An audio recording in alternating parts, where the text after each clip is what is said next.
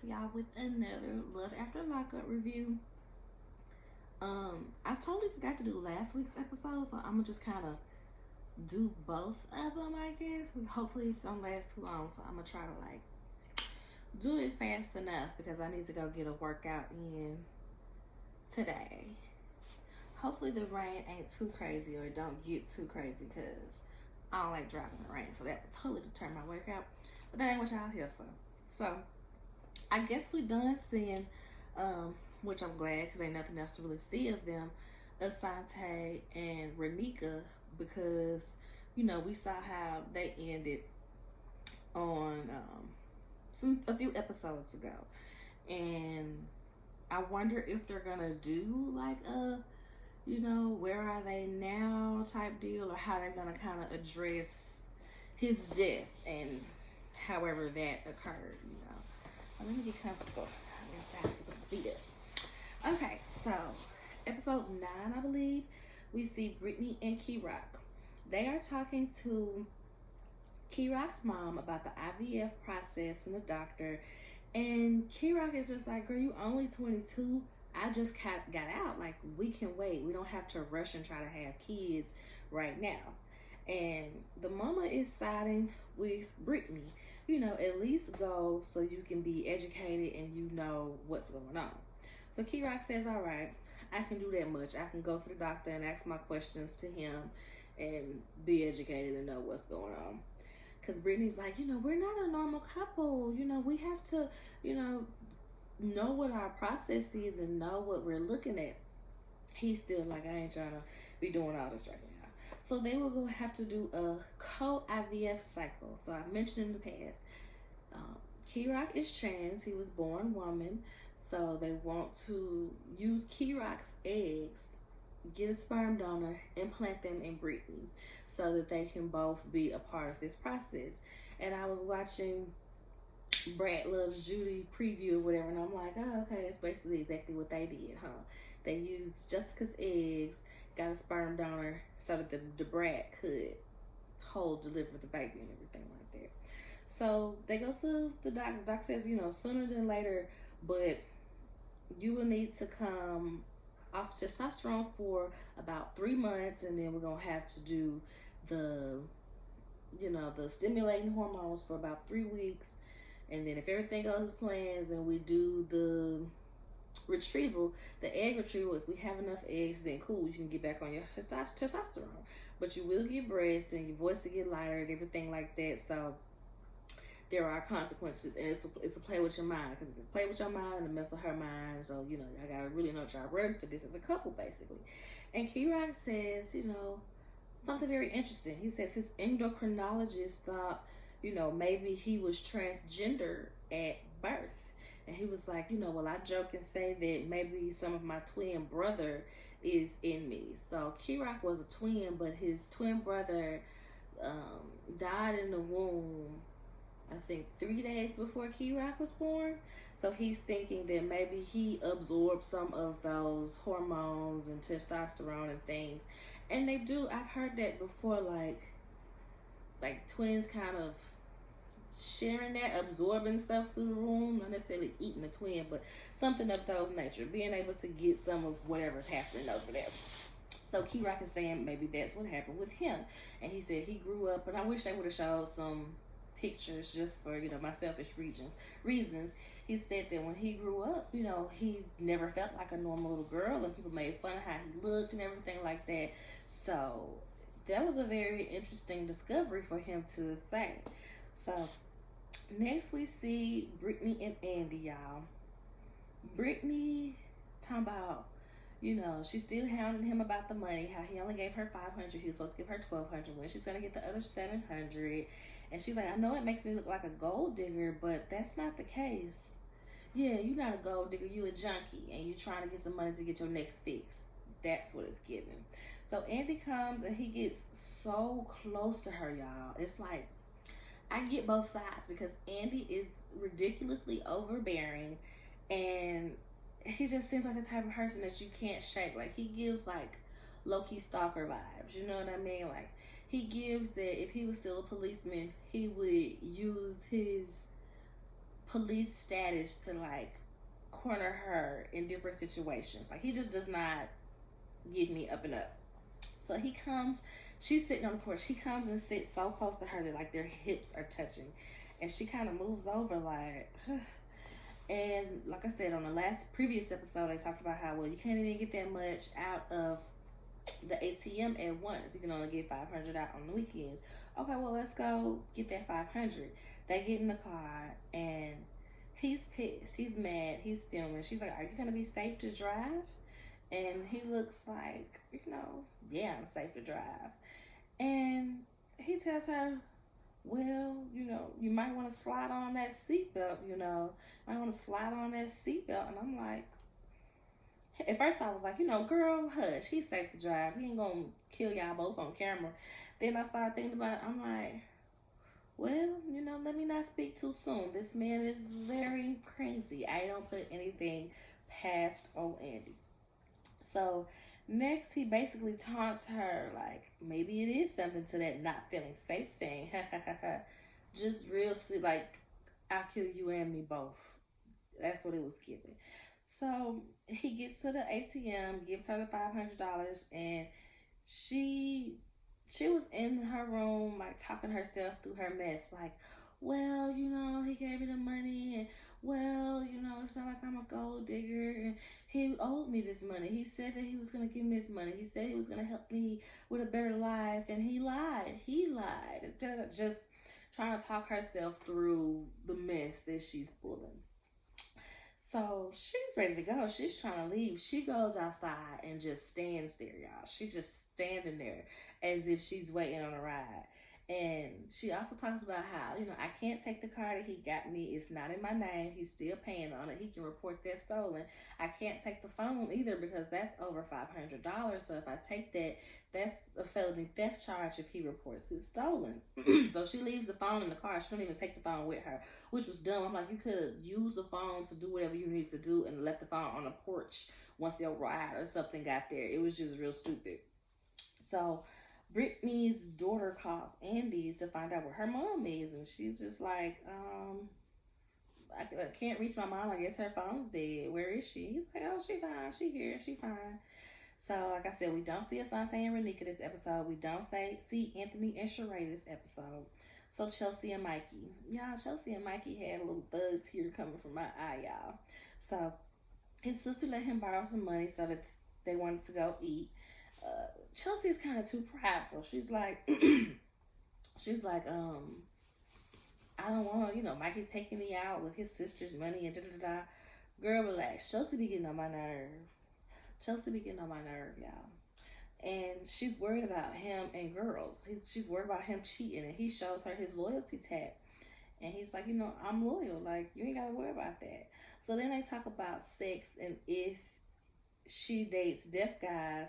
And, she's like, no, I don't want to hear, I don't want to date no deaf guy or whatever.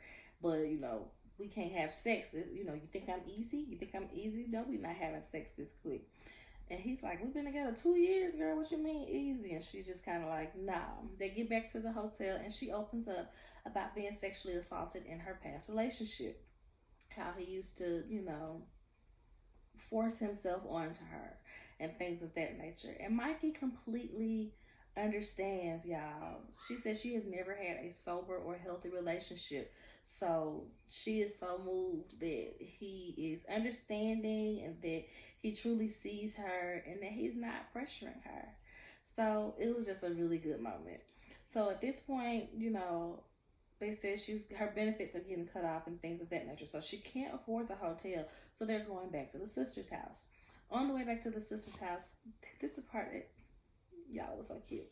He sees a music store and he lights up like a little kid. He's like, oh, can we stop? And she's like, what is it? He's like, it's a music store. She's like, okay, I guess. Like, calm down, buddy. All right, we can go to the music store. And the clerk was the best. Mikey was the best. It was just such a heartfelt moment. So he tells her how, when he was in jail, he played the keyboard and he had a keyboard or whatever. He was able to buy one in jail and he brought it home with him. And so he was wanting to look at the keyboard. And the clerk was like, okay, I got some stuff over there. And she was like, well, I like the drums because, you know, I can feel the vibrations so I can hear it a little bit since she's deaf. And so as she's saying this to him, she's kind of like kind of tapping it, like having a little fun. And Mikey tells the clerk, you know, she's deaf. She says she can feel the vibrations from the drums. And he's just like, well, play louder. Tell her play louder. And she's like, yeah. He's like, yeah, play louder. And she was just having a good old time. And so after she's finished playing the drums, Mikey goes over to the keyboard. And she's like, you know, I don't understand it because I can't hear it. I can't feel it. I can't feel the vibrations in the air from the keyboard. And the clerk is like, come here, tell her to come sit on the amplifier. Maybe that'll help. And he motions her over there, and Mikey tells her what he's talking about. So she goes and sits on the amplifier, and she's like, oh yeah, I can hear it. It was just so cute, y'all. Just this whole little moment was just so adorable. And so they're getting ready to leave, and he's like, okay, like, feel my voice. And he puts her hands up on his neck. He's like, can you feel my voice? And she's like, yeah. And he does this little like, you want me to sing to you? But he starts freestyling. And I'm like, Mikey, be freestyling? Mikey, okay, Mikey. It was a cute little freestyle for her. Talking about how he loved her. She stole his heart, all this other stuff. And I just really hope that Mikey can stay faithful, y'all. I hope Mikey don't let us down, because he is the good guy of this series for real. So next we go to the bad guy, a bad guy of this series, Joy Nomi and Red. So she gets Red from the loctician, and they go back to the mom house. The mom asks, you coming over tomorrow if I cook? He's like, nah, we might leave tomorrow. His fam is pissed, y'all. They're so mad. You only giving us 2 days? You leaving after 2 days? And he's just like, I got a life to live. I got a life. This is my wife. I got to go take care of my son. Talking about the son that she had, because she cheated on him. Just being real extra. So the mom says to Joy, you should encourage him to stay. And they're like, well, this is where he got in trouble, so he don't want to be able to run these same streets, run into these same people, you know, and kind of pick up where he left off. He want to go somewhere else. And he said, you know, this state is ran off of prisons. I would never bring Sway here. I would never bring Sway here. And he's like, I got to choose my wife. His family gets mad. They get the flipping chairs. It just looks so extra, y'all. Everybody flipped the chair. Everybody that wasn't sitting on the sofa, everybody that was sitting in the folding chair, they flipped the chair. I was just like, okay. They storm outside, and the mom was just like, it's a slap in the face, because we've been visiting and waiting for him for 10 years. She ain't even visiting him, and he finna leave and go with her. And Joy Nomi is just like, I don't feel welcome, and I don't even think that they like me. I'm like, girl, no, they don't like you, because A, you didn't visit him none in the 7 years y'all been together. B, you cheated on him and had a whole baby. Cheated on him with 3 guys and had a whole baby. C, you're encouraging him to leave 2 days after being released. He ain't spent no time with his family. He basically been with you these whole two days. They came out and went out to eat. Other than that, he been with you. So I bet they don't like you, girl. So lastly, on that episode, we see Melissa. Melissa and Louie. And Louie's kind of being annoying, calling her for everything. What's the Netflix password? Okay, I know about this type of fish, but what type of fishes do you recommend? How do I switch money over from my bank from my savings and my checkings? Like, just doing the most. So Melissa ends up making the last payment for his dentures. That's what he really wanted. He wasn't really calling for all of us, so she just wanted, you know. So yeah, about this money for my dentures, you gonna pay that? Okay, cool. So Melissa is probably the most annoying character on this show. Even aside from the cheating men, even aside from Red, even aside from Asante, even aside from, who else is on here? And, well, like, even aside from Andy, Melissa is the most annoying character. She's right there with Andy. I say her and Andy might be neck and neck. So she's mad because she wants him to find a better job. And he's applying for these jobs. He's even getting interviews, but he's not getting the job. And she's mad about that. Like, girl, how you mad about that? You don't even know if he's bombing interviews or how he is in the interviews to say this is his fault for you to be mad at him about that. Then she gets mad because he tells her that he bought a car. He's like, you've been saying I need to be more responsible. I need to, do for myself more. So I bought a car. She gets mad because she's like, I'm dropping $4,500 on you to get new teeth, but you spent $5,500 on a truck for you to get a truck. Okay, girl, what else was he supposed to do with this money? You offered to pay for his teeth. You didn't say, I'll give you what you don't have, or you didn't put no stipulations on it. You said you would help him pay for them teeth. So if you got the teeth covered, why wouldn't he buy him a car? Why wouldn't he buy him a car, Melissa? So she goes and gets massages with her sister, and she's talking about how basically this fantasy of hanging out with Louis, it's not what I thought it would be. I've been fantasizing about him in high school and since high school, and it's just not what I thought it would be. And it's like, girl, grow up. You're 30-something years old, and you've been fantasizing about this boy from high school. I get it. When you were in high school, fantasize away. He's the older guy. He was hot. He was popular. Okay, but current day, 15 years later or so, he in jail, and you expecting for him to be that same hot guy from high school and for him to have it all together coming straight out of jail. It's just so annoying. Melissa gets on my nerve so bad, y'all. So bad.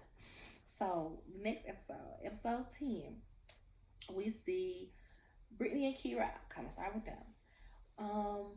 He's on the phone. Key-Rock is on the phone, and he's on the phone with his best friend, Ebony, and his goddaughter. And y'all, this was such a cute little moment. They just kind of talk to the goddaughter, and Brittany's on the phone too. She's, walking by on the phone too, because he's like, while I was locked up, I would send Brittany money to go get whatever Ebony needed for his goddaughter. So her and Ebony got cool.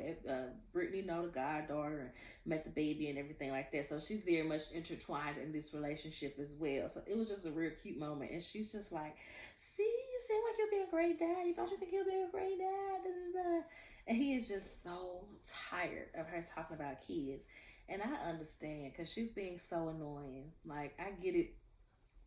Y'all are a normal couple, so it's not like you can just have sex, create a baby. But you're only 22.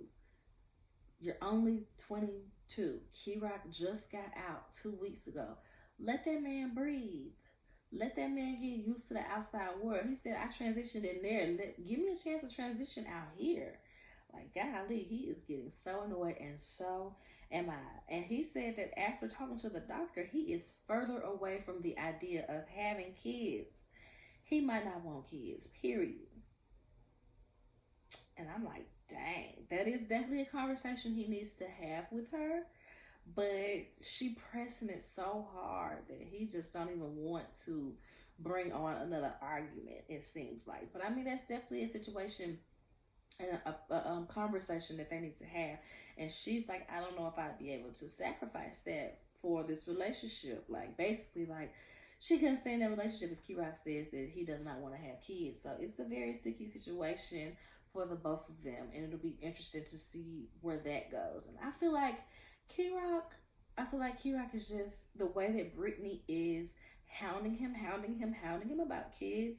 That's what's making him say he does not want kids, because he don't want to be responsible for having to transform back into this body that he doesn't feel comfortable to have this baby. I feel like in 5 years, if they did the IVF process on Brittany, or if they got a sperm donor and Brittany was able to do that and he didn't have to come off of his hormones to be a part of this process, I feel like he might be down. But for Brittany to just continuously be badgering him, I totally get why he says, I don't want to have kids, period. I might not want to have kids, period, because she don't want to daggone much. I get it. Next, we see Brittany and Andy. Yeah, she is literally on the street. Like, as the cars drive by, she's like, do you have a phone? Do you have a phone? I hope y'all can't hear my baby on her microphone. But if y'all can. She's 2 and she is a happy little something. So, just ignore it. I'm sure y'all can hear that. I'm about to listen back. 19, almost 20 minutes. I'm gonna have to see if we can hear that kid.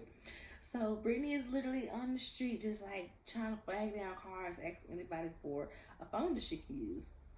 Andy comes outside, and she asks him to use his phone to call Gracie to get her mom to come get her.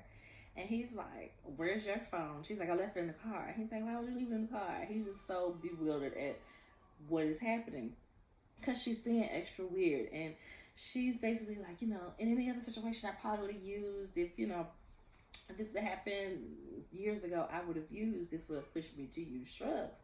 So I'm proud of myself that I didn't. And so she gets her mom to come get her. She walks over to like a church or something, church parking lot, gets her mom to come get her from there. And I'm wondering, like, I guess I need to pay attention more to where they be at. Because I'm thinking Rome, Georgia was his hometown. But I guess it's just the neighboring town to where she lived. If her mama was able to come quickly just get her, it must be like how Memphis, Germantown is, like 15 minutes out or whatever. And he talks about how he rented a house in Rome, Georgia to be with Brittany. So he's packing up his stuff to leave too, because if he ain't there with Brittany, he don't have no reason to be there. And he follows her over to the church parking lot basically to make sure that it's her mom that picks her up. And it's like, dude, you're doing too much because this don't even concern you. What if it wasn't? If it wasn't her mama, what was you gonna do? If it was another man, what was you gonna do? Like, that's the part that be annoying me about Andy too. Next we see Anthony and Sheree, y'all. Sheree's so annoying. Sheree seems like a good woman, but she is beyond annoying. So they racing home because of his curfew. She yelling at him, and you need to haul ass, da da da da. She running up the stairs to unlock the door, and he just slow bobbing like, yeah, girl, whatever. They make it in time. Looks like they made it in like right at 12:59. His curfew was at 1. So the next day, she's trying to wake him up, and he's like, I ain't getting up, basically. He just laying there. She's like, okay, well, I'm going to come back in an hour to wake you up. Okay, cool. Come back in an hour. He was like, that's good. So when he finally wakes up, she gets him up. She wants to do a mock interview with him because he has an interview coming up. And I'm like, okay, no huge problem with that. He's like, yeah, she's an HR manager, so she want to showcase her talents. Like, oh, excuse my language, But she wants to showcase her talents and help him get ready for this interview. So she wants to do a mock interview. She was very annoying. Like, it went...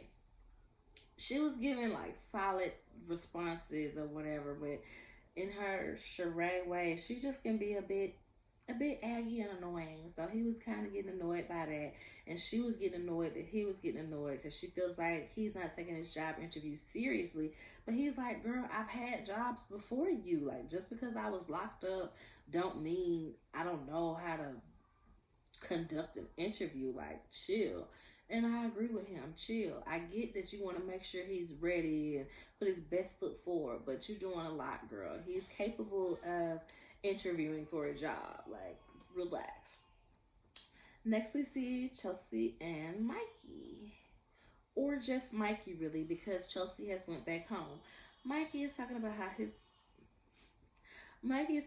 his support system is so bomb. He gets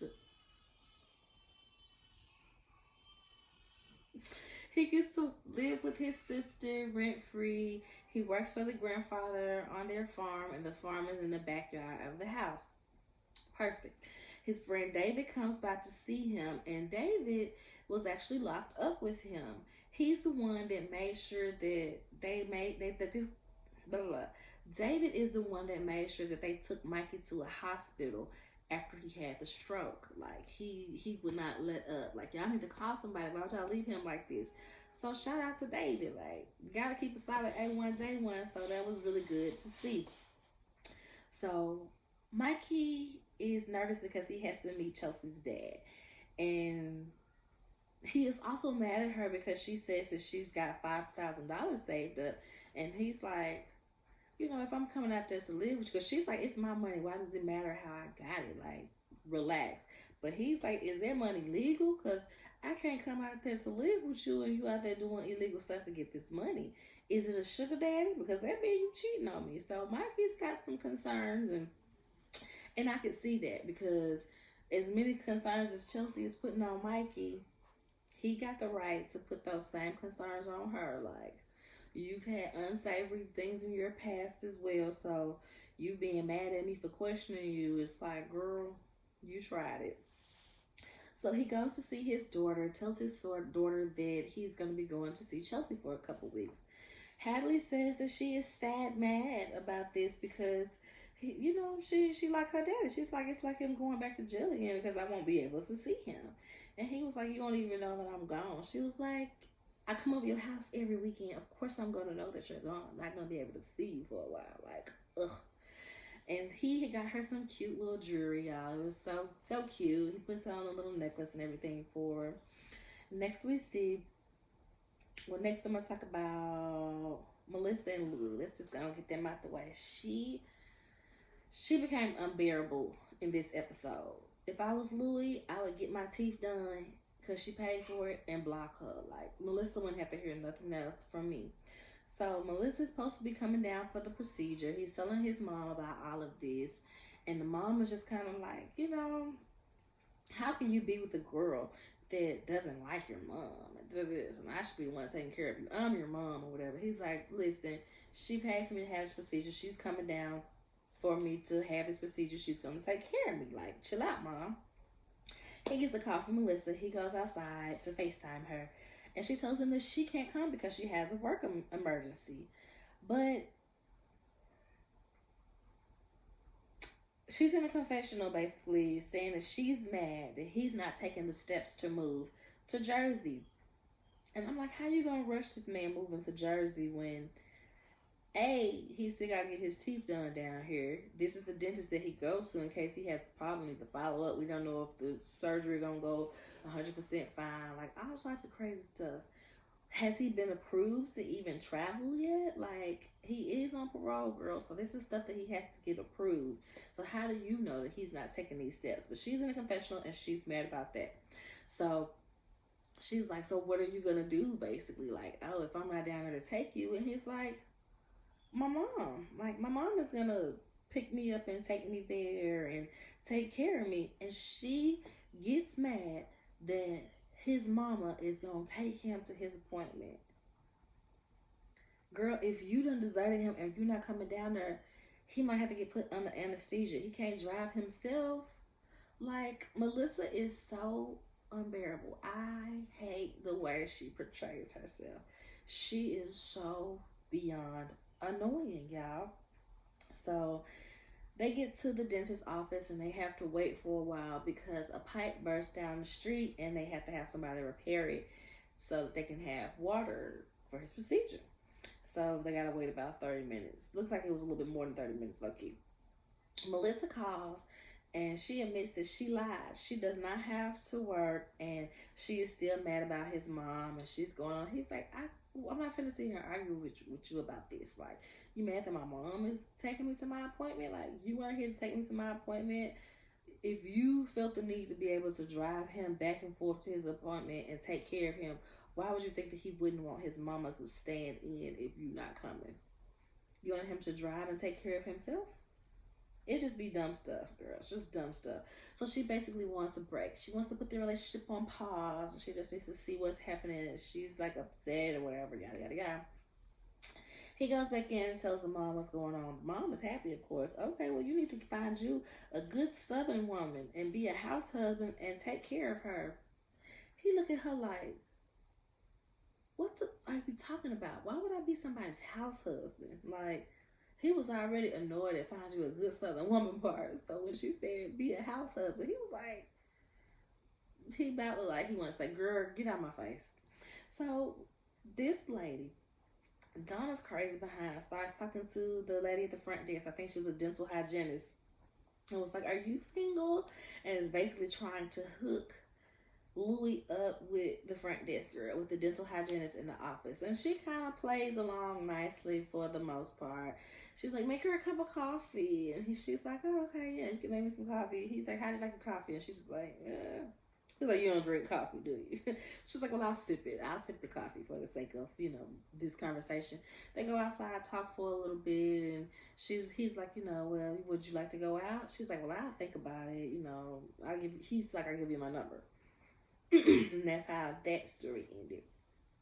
We'll see if they actually go out on a date in a couple of episodes, I guess.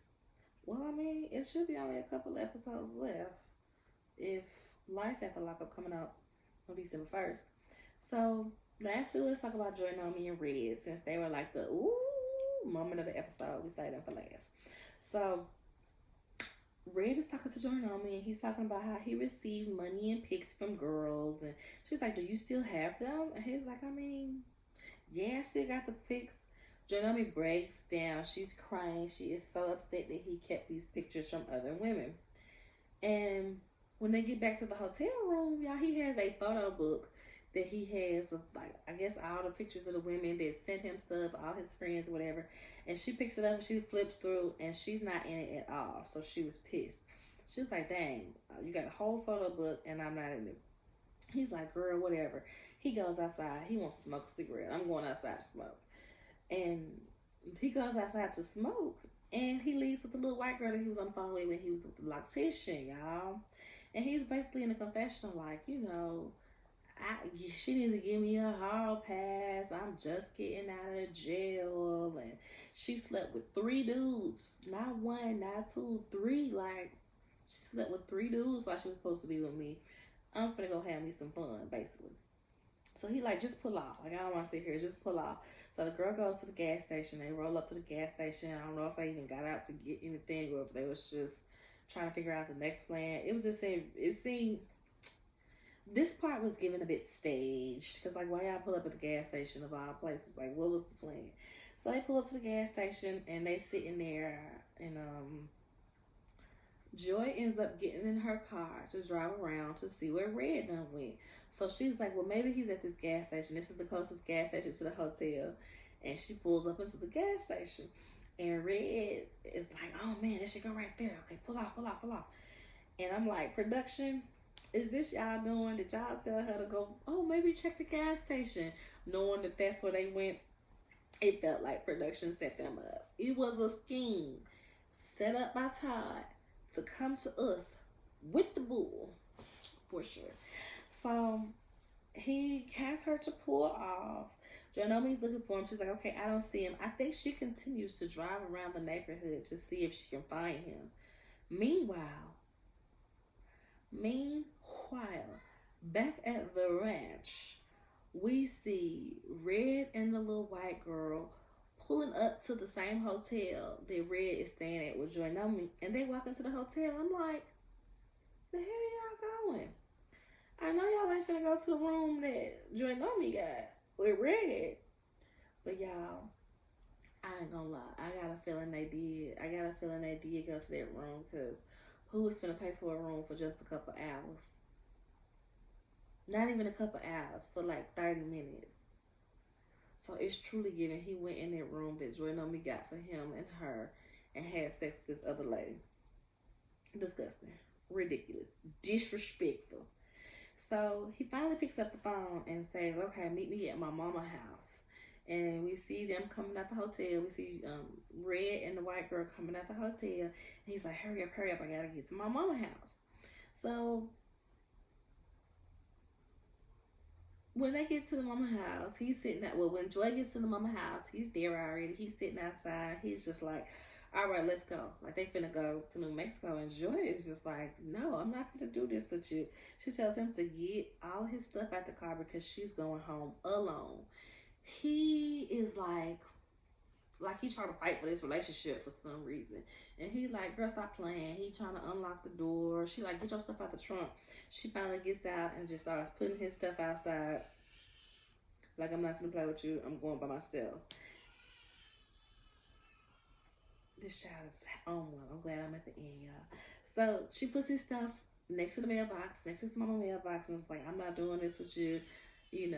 Basically, I know my worth, and I gotta put me first, Lucius. And he said, it's killing me that she's sticking to her guns with this.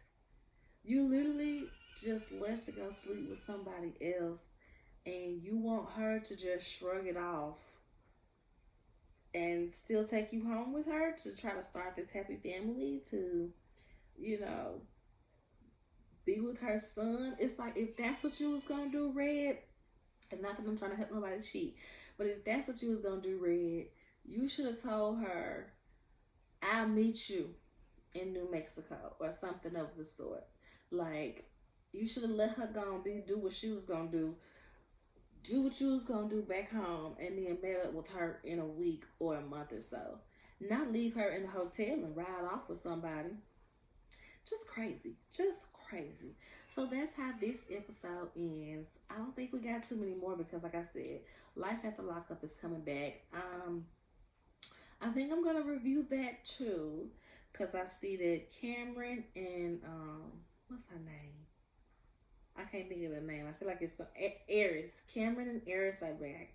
They were always an interesting couple because Cameron Cameron never seemed like a bad guy per se. He just had like a little bit of a temper that might, for a few people. So they'll be back, and some other familiar faces. I'm wondering if the other Brittany, the Black Brittany, will be back with her now husband, because they're married now. And his restitution, what's his name? I can't remember the name. So we're going to see who all going to be back for that. And that'll determine if I'm going to review that in December and on. So thanks for watching the video, guys. Make sure you like the video, comment, subscribe to the channel if you're not already. And yeah, have a good day, y'all. Thanks. Bye.